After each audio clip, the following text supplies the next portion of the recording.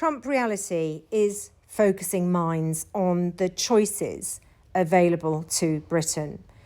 We have to decide whether we're going to go back and try and get closer to the EU, or we go for a trade deal with America. And my own fear is that because of Keir Starmer's decision on the farm inheritance tax in particular, but other aggressive decisions which are really problematic for farming, I suspect they're going to go for the America trade deal. And that means a whole host of very uncomfortable realities around chlorinated chicken and hormone-fed beef and other horror stories. And Starmer has problems of his own on the home front. I've been out of the country for a couple of weeks covering events in America. You may have heard. It was quite surprising to come back and see people still complain about the budget this far away from when the budget was announced. That doesn't bode well for the government. Labour also faces a tough choice which could rip it apart. Trump may well dangle a free trade deal in front of Britain.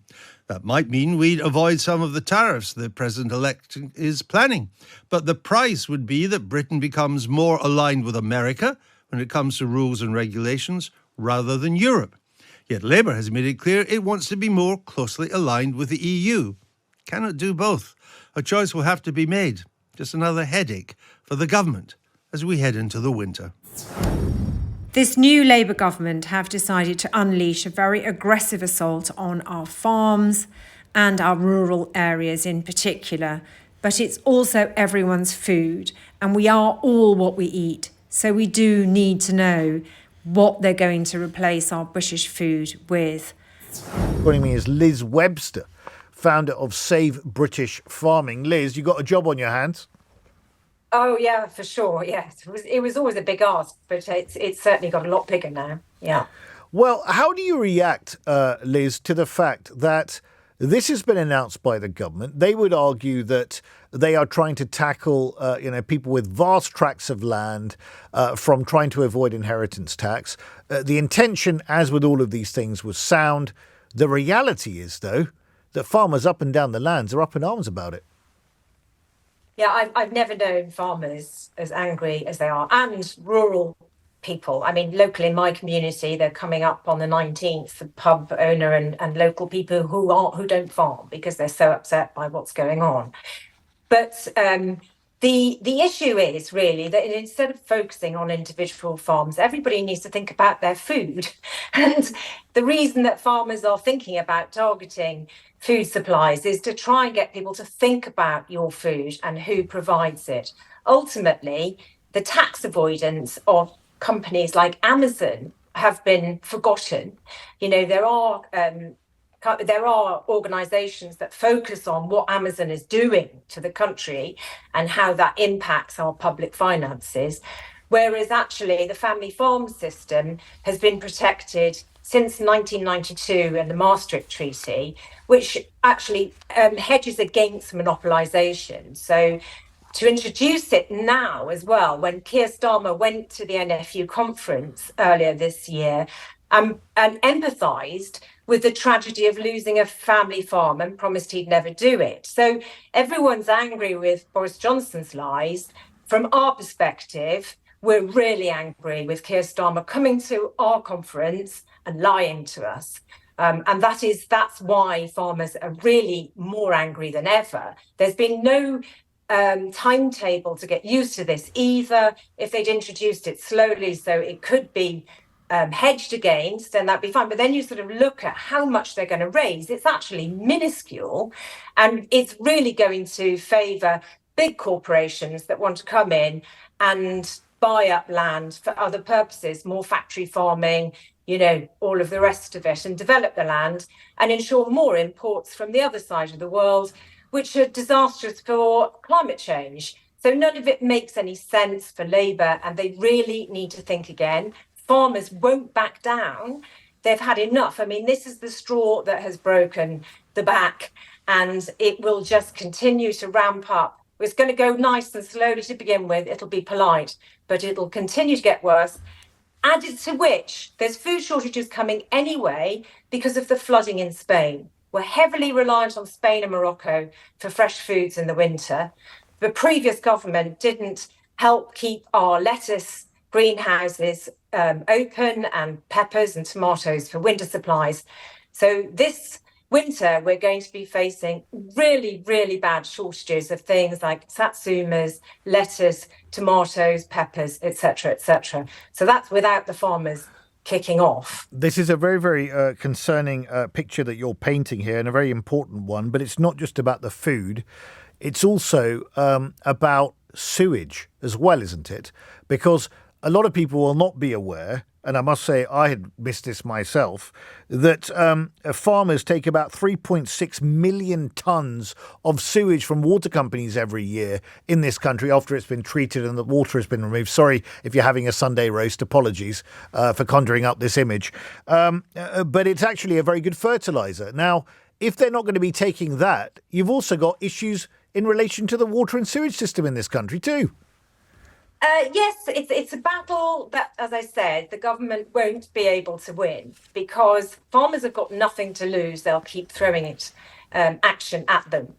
And this government's going to have to back down, and they need to think again. This is an anti-growth, anti-business, anti-British values offensive. We all identify as being British on our country, what it looks like, our land. It looks the way it looks because we farmed it for thousands of years with small fields with hedges. This is Britain. And the Labour Party have gone for the wrong targets. But and Liz, you've got to finish your point. But Liz, why should farmers get a free pass on inheritance tax when the rest of the populace has to pay this tax? Why should family farmers be exempt? It's not that. They're a victim. You know, ultimately, there's loads of farmers in our group that are maybe seventh or eighth generation. The farm value of the farm is immaterial because it never gets liquidated. Yes. And there's no money in farming. And it's worse than ever now. Everybody knows that. That's why we took tractors to London earlier this year. The imports coming in are undercutting us. The supermarket powers are so immense. So there is not enough profit in farming, plus the numbers involved in just go out and look at the price of fertilizer, of tractors and machineries that you need to put on the back of a tractor, and then to even fix your tractors. I mean, we have just to get through harvest, just one breakdown can be thousands of pounds. That's without the servicing. So nobody understands what we have to endure. The risk involved in growing food is immense. I often say to my husband, I think we'd be better off to take a few quid and back it on the horses, because with the weather being against us and the government and the world economic being against us, it really is getting extremely difficult. And we're forgetting the principles we learned from the last war, when we actually had an empire and could redirect food to these islands, is that we are a large population on a small island on the western fringe of the European continent. We have to think about who is going to feed us. If we don't feed you, you're relying on the rest of the world. We can be held to ransom. That's crazy. Liz, this is not the only issue that farmers are facing. You've also got the carbon border adjustment mechanism, which is going to begin in 2027, which is effectively a tax on carbon emitting imports such as fertilizer, which is also going to hit farmers quite badly. They're also suffering the after effects of Brexit and various other issues that they've had to deal with, rising prices, wage costs and everything else. And the national insurance rise. Indeed, which we talked about in the last hour.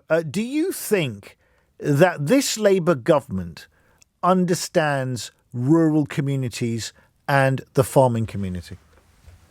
Well, clearly not. But, I have met with Daniel Zeitner. He did support our campaign. He's been to many of our events. So I have explained this to him. I said, Daniel, no government, irrespective of the size of your majority, survives food crises. You only have to look at Sri Lanka for this. So I urge Daniel Zeitner and Steve Reed to listen, because I'm more of a lefty in terms of farmers. I see things collectively, and I would urge them to think again on this. I'm very happy to go and have a meeting with them, with other farmers.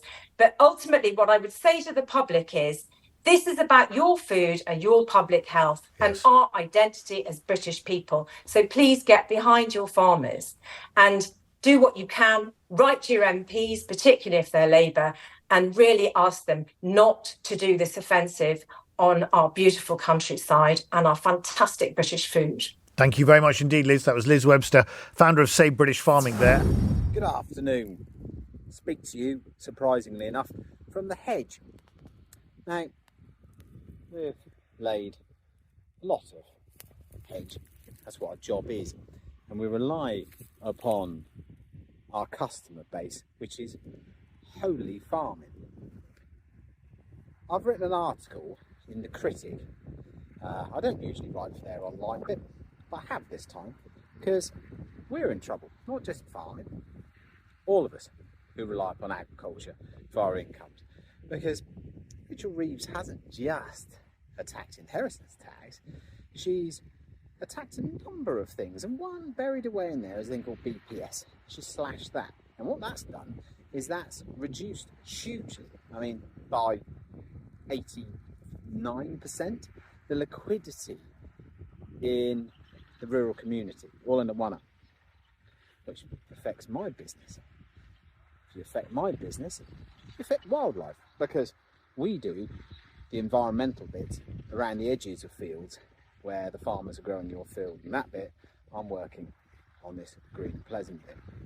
So do read it, try and understand where the finance is coming from, and it's not just about rich people passing on their land. What's happened is a complete attack on people like us who work in the countryside in the agricultural sector. Please read it and inwardly digest. Max is on the line. Max, you're a farmer. Evening to you. Good evening. What's your situation then? You've got 400 acres. You've got a lot of land. You're worth a fortune. Yes.